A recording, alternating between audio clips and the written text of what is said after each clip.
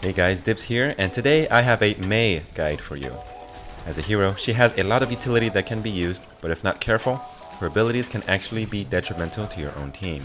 So in this guide, I will explain in detail the uses of her abilities, how to use them to maximum efficiency, and also lessen the chances of them hurting your own team. After that, I will go over who she is effective against, her hero counters, and how to deal with them. Now, when should you actually play Mei? Well, Mei is considered to be a non-vital part of a composition, meaning to be efficient, the other 5 roles must be first filled before you think about choosing her. The first vital role needed to be filled would of course be the main tank, or Reinhardt. Next would be 2 healers, 1 Mercy and a Lucio, and then 2 main solid DPSers, a pick out of Soldier 76, McCree, Pharah, or Reaper. The 6th and last spot is usually meant for an off-tank, a flanker, or a specialized hero, which in this case would be Mei. You could actually consider Mei to be somewhat of an off-tank because of the way that she can block off incoming damage to her teammates. And she can also be considered a harasser slash DPSer because of the way that she can crowd control the enemy. So it's really important to make sure that the other 5 main roles are first fulfilled before you should pick Mei as this alternate role. So first, let's go over her moves. Her main weapon is called the Endothermic Blaster. When continuously fired at an enemy, it will freeze them in 2 seconds. Now when they are frozen for 1.5 seconds afterwards, the enemy cannot do anything at all. This freeze basic attack does not go through shields. It only affects heroes if it directly hits them. However, you can still run past the shields and freeze them that way. Now her alternate firing ability uses the same weapon, but instead deals 22 to 75 damage depending on the fall off distance. This means that the closer you are to your target, the more damage you will do with this alternate fire. This alternate fire can also deal headshot damage, meaning the maximum damage you can do is 150 with it. Now, the primary fire and alternate fire are typically used together to take out a target. You would first freeze them, and then use your alternate ability to fire an icicle into their head, causing 150 damage. However, sometimes your enemies can be very elusive, and by the time that you are freezing them, they are still moving, and you might not be able to get a good hit. So let's say you're in the process of freezing a target and it jumps to a lower level. It gets frozen mid-air, and by the time it hits the floor, that target is mobile again. That target has thus negated your freezing ability and now is on the run. So instead, what you can do is you can freeze them halfway and then follow them down to the lower level. After they reach the lower level, you can continue to freeze them afterwards for about the rest of the half and then continue with your headshots. This will allow you to use the advantage of them being frozen on the ground instead of being frozen in mid-air, in which they're a harder target to hit. Now that is a special case. In another case, you can use this while waiting for Lucio's ultimate to wear off. So let's say that Lucio uses his ultimate right away. If you freeze him and use your icicle into his head, he'll definitely survive it. So what you can do instead is keep him around by slowing him and not completely freezing him, waiting for it to wear off, and then when it wears off, completely freeze him and use your alternate fire and finish him off. If you freeze him too early, once he gets out of the freeze, he can actually have maximum mobility and easily boost off away from you. This is why it is important to know when you will get maximum efficiency from your freeze time. Now, if you're dealing with multiple targets by yourself, what you would normally want to do is freeze one target at a time and then use your alternate fire to fire into the head one at a time. However, if you have teammates around you to help out, what you want to do is actually use your primary fire and freeze as many targets as you can. Your teammates will be the ones dealing the damage instead while you are freezing all the targets, making your efficiency very high. This is how you typically use Mei in a team setting. She's normally not the highest damage dealer out there, but she has a lot of utility with her abilities and can use a lot of crowd control. Note that enemy movement abilities such as Tracer's Blink, Genji's Swift Strike, McCree's Combat Roll, etc. are unaffected by the slowing effect. However, they do not reset the freezer timer. The only one that resets it are Tracer's Recall ability, MEI'S Cryo-Freeze, and Zarya's Bubble. The typical combo that I use when close to a target is that I would freeze them, use my alternate fire, and then quick melee right after. However, if you're confident that your target will not die with that combination, you can first freeze them and then continue spamming your alternate fire into their heads as well as you can. Remember that her alternate ability takes 25 ammo while you have 200, meaning you can shoot 8 icicles until you run out. However, if you have less than 25 ammo, let's say you have 10, you can still use your alternate fire and deal maximum damage. Now let's move on to her Cryo-Freeze. This ability puts Mei in an ice block and heals her for 150 health over 4 seconds while removing Zenyatta's Discord orb as well. It blocks all incoming damage on yourself as well as for anyone else directly behind you.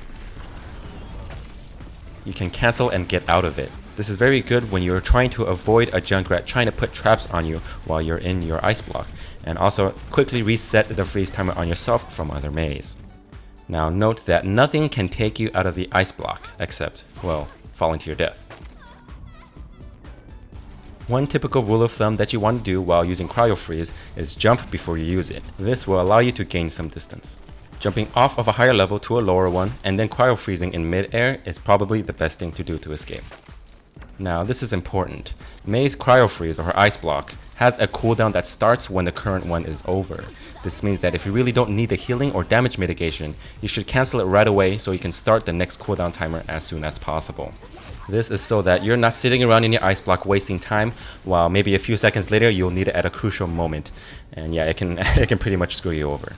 One thing that some people may not know is that it allows you to actually contest an objective while you're in your ice block. This is very annoying for your opponent since you're literally sitting on the point and nobody can do anything about it. Now when ice blocked, enemies cannot run past you. So if you can actually put yourself at a doorway and you can stop your enemies from going through that doorway and have to stick in one room while using your ultimate and force your enemies to stay in the area while you freeze them with it. Now MEI'S ultimate is a blizzard that deals 97 damage total and lasts for 5 seconds. It freezes your targets after 3.5 seconds and it does stack with your main gun's freeze timer. This means that if you use your primary freeze weapon while enemies that are standing within your ultimate radius, they will freeze very, very quickly. Not only that, this ultimate freeze cannot be blocked by shields, but Zarya's bubble can. She is the only one that can walk into the area without it affecting her by putting her bubble on herself and also a teammate. MEI'S ultimate is very good to use in conjunction with many other ultimates, but especially with Zarya's. If Reinhardt's shield is up, MEI'S freeze will bring it down and everybody else on the team can thus DPS them afterwards. Next, we are going to move on to the meat of this video, which is MEI'S Ice Wall. Now this is the most important ability that MEI has overall because I feel like it can either make your team or it can break it. MEI'S Ice Wall consists of 5 pillars, with each pillar having 500 life that can be destroyed. If you press the Ice Wall ability again before casting it, you can switch the axes. This will allow you to put up ice walls at different locations whilst trying to stay hidden as well. This is important to know. If your ice wall is already up, you can push the Ice Wall button again and it will instantly destroy it. This is important because let's say you put up your ice wall and your teammates all of a sudden start using their ultimates and your ice wall is blocking the damage. You can instantly take it down so you don't block any of the damage onto the opponent. I feel that friendly MEI walls blocking teammates' damage is where most of the frustration spawns from. It's typically used for blocking enemy ultimates, but you also want to make sure not to block friendly offensive ultimates while putting your ice wall up. This is why it is important to listen for what is going on around you before figuring out the location on where to put your ice wall. Because the ice wall mitigates a lot of damage, sometimes you want to use it to save yourself, but before you do so, you want to make sure that there are no teammates around you that might have a problem with it. If you have your Ice Block or Cryo-Freeze ability up, it's much safer to save yourself only when you are low, and not to use the ice wall if you are unsure. However, there are certain times in which you want to use it, such as getting stuck into a Graviton Surge from Zarya. That would probably be a very good time to use your ice wall to block incoming damage. One thing to note that is if you put up an ice wall and you die, you cannot cancel the ice wall. The ice wall also does not block payloads or stack on top of other MEI walls. Now another main idea about MEI'S ice wall is that it is meant to block enemies from each other, not just blocking enemies. This means that at the very beginning of a battle while you're on defense, you do not want to be putting up an ice wall right away. What you really want to do is wait for 1 or 2 people, preferably the tank, to come out first and then ice wall behind them so they're stuck outside while the rest of the team is stuck inside the spawn. This will allow your teammates to easily pick off those that are stuck outside, and those that are stuck inside the spawn still will have to wait for their tanks to spawn again before going out. This wastes their time a lot more instead of just waiting about 4 to 5 seconds for the ice wall to come down. Not only that, if the rest of the team decides to rush out after the tanks are down, this will give your team a big advantage because there's no tank to absorb damage and you can easily take out the rest of the team again and slow them down even more.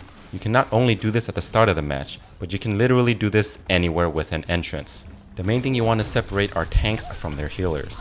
However, this isn't always going to be the case. Sometimes DPS rushes out before the tanks, so you will have to separate the DPS first. This is still good, but the main priority you want to go for are tanks and healers. What I normally like to do is stay hidden around the corner next to an entrance, wait for someone to pass by, and then wall up behind them and take them out alone. The most important part is to wall off 1 or 2 people at a time. If you let the entire team through and then wall off behind them, they can easily turn to you and take you out really quickly. Now this next idea for the use of Ice Wall is very similar to what I just went over. It's the idea of stopping your enemies from escaping. For example, if you're attacking a Reaper and he uses his shift ability to escape, you can easily throw up a wall at the nearest entrance and he is pretty much stuck where you are, and then you can finish him off. One tip that I have is to use this idea with your ultimate. What you can do is first throw down your Ice Wall to make sure that your enemies will have nowhere to go. Then you would throw down your ultimate where they are, and since they have nowhere to run, they will most likely try to target you. This is why you would want to use your Cryo-Freeze right after your ultimate so you're safe and you can easily pick out which targets that you want to kill once they're frozen. If the enemy team is clumped up and this is done correctly, your team can easily wipe theirs out. You can also use this as an area deny on the payload or point during overtime. If you have the point during overtime, you can create walls so that the enemy has to go through a certain area. And since you blocked it off, you can throw your ultimate there so that they have to pass through it. This will either stop them from going through that direction or freeze them if they try to. This is good during overtime because it stops them from trying to recap the point or payload. You can either do that or simply just throw down your ultimate on the point to freeze anyone trying to retake it. One last thing I want to talk about when using MEI'S Ice Wall is that you can use it to gain vertical distance. If you aim the ice wall right below yourself or where the blue line touches below you, you will be able to be on top of the ice wall once it's casted. This will give you a big boost in vertical height and allow you to reach places that you normally can't. Not only that, you can also boost up other teammates to higher locations where they normally would not be able to reach. This is very useful for turret locations and also bastions. Traveling on top of the MEI ice wall will also allow you to cross certain gaps. There are many ways that you can use this to your advantage. For example, if there is another MEI ice wall right in front of you, you can cast one below yourself and walk over theirs. This will allow you to surpass their MEI ice wall in case they're trying to use it for defense. As you can see, there are tons of things that you can do with MEI'S Ice Wall. Try to come up with new ideas on where to use them and how you can use them to your team's advantage. So the main idea that you want to take away from this part of the guide is that MEI'S Ice Wall affects your team the exact same way that it affects the enemy team. This is why you always want to be sure of where you put your ice wall and not just throw it around. It can cause a lot of headache for your own team if it's done incorrectly. So just be smart about it, listen carefully, and be more aware of your team, and you'll be a much better MEI player than the rest. Now let's go over who MEI is very effective against and also her counters. MEI is very effective against flankers, such as Genji and Tracer. She is especially good against Genji because her Snow Blast cannot be reflected, and a freeze/icicle combo to the head would mean a dead Genji. She is also effective against the Tracer because of the way she can slow her down. However, a good Tracer would be able to recall and reset the timer and thus escape if she really needed to. This is why it is important to wall in a Tracer to keep her close and stop her from doing so. MEI is also very effective against the off-tanks Roadhog, Winston, and D.Va. This is because these off-tanks typically need to be close range to deal with their target. As a result, MEI can easily wall and freeze any of these tanks, without them being able to negate MEI's Anothermic Blaster. Note that D.Va's defense matrix does not negate freeze. Not only that, MEI can also throw up ice walls in between hooked targets to save them, and easily block off damage from Roadhog or D.Va's ultimates. One last hero that MEI can be somewhat considered a counter to is Bastion. She can easily throw up a wall in front of Bastion to stop incoming damage to her team, and thus allow them to push forward a certain amount of time without having to worry about him. Also, if there is a Reinhardt Mercy Bastion combo, all MEI really has to do is throw down her ultimate on them to scatter them from their current position. If they don't leave the zone, Reinhardt's shield will eventually come down when he gets frozen, and all three of them will be vulnerable to attack. Now let's go over the counters to MEI.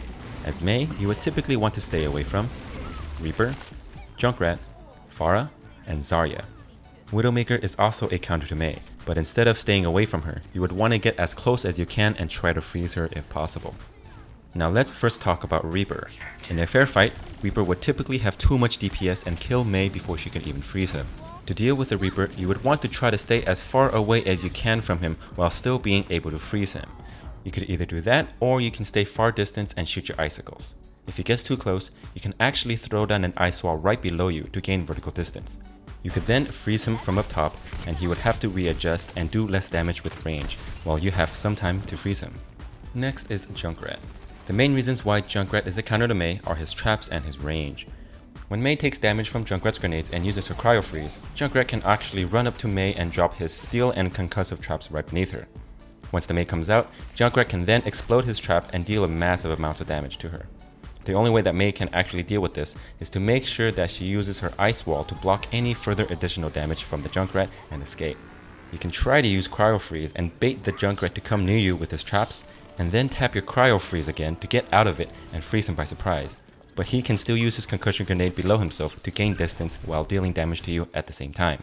One thing you can do against Junkrat is to try to only engage him once you know that his concussion grenade is on cooldown. If he doesn't have his concussion grenade, he can't escape from you or push you away from him, allowing you to freeze him and then use an icicle to his head. When dealing with Pharah, Mei is very dangerous to her up close. However, Pharah can easily just use her boost and fly out of the range of Mei's freeze and barrage her from above. Also, Pharah can boost over Mei's ice wall and continue dealing damage from a higher angle, which basically renders ice walls useless. In some cases though, Mei can still deal a good amount of damage to Pharah in the air with her icicles. However, if a Pharah is aware of this, she can easily switch her movements and evade incoming icicles. Next is Zarya. When Zarya puts a particle barrier on herself and a teammate, they become invulnerable to the freeze effect, and can thus escape not only Mei's endothermic blaster, but also her ultimate. That is pretty much the main reason why Zarya is considered a counter. If she sees a teammate or herself getting frozen, an instant bubble will take them out of the effect and reset the timer. However, if she is already frozen, she can't take herself out of it. Now, one thing that Mei has an advantage against Zarya though is Zarya's ultimate. If Zarya uses her Graviton Surge, Mei can try to put an ice wall between those affected in the surge and those trying to do the damage. If it's timed correctly though, Zarya can wait and use her surge when Mei's ice wall is on cooldown, and thus leave Mei no choice but to Cryo-Freeze and save only herself. When going against another Mei, it typically comes down to who gets the first freeze off. You can negate the freezing by quickly ice blocking and getting out of it, or use your ice walls to block off incoming freezes. Not only that, you can use your own ice wall to get over the other Mei's ice wall and ultimately freeze the Mei if it's unexpected. Lastly is WidowMaker, because by herself, WidowMaker can deal a maximum of 300 damage in one shot to the head, meaning Mei can instantly die if she gets into view. To deal with this, you would first of course have to locate the WidowMaker by listening to her shots across the map, or look for which directions her shots are coming from. You would then either try to flank the WidowMaker, if it's possible, or throw up an ice wall in front of her, giving yourself some time to either continue with the push, or cause her to relocate. Other than that, you would most likely want to try to stay out of an area being watched by WidowMaker. So yeah, that's about everything I have for Mei. The main point I really want to stress though are her ice walls. Make sure you aren't putting your own team at a disadvantage with them. This means that you want to always be active in listening to when your team is using their abilities, as well as be aware of your team's location when putting down an ice wall. I know it's a lot to take in though, but Mei is actually a much more complicated hero to play than she seems. Try to keep all of these tips and suggestions in mind, and most importantly, practice your judgment in using ice walls. All of the other mechanics should come pretty easily and naturally the longer you play her. I hope this guide helps you guys understand Mei's mechanics more in depth. And if anything else, I always want to thank you guys for watching, and I'll catch you guys in the next video. Peace.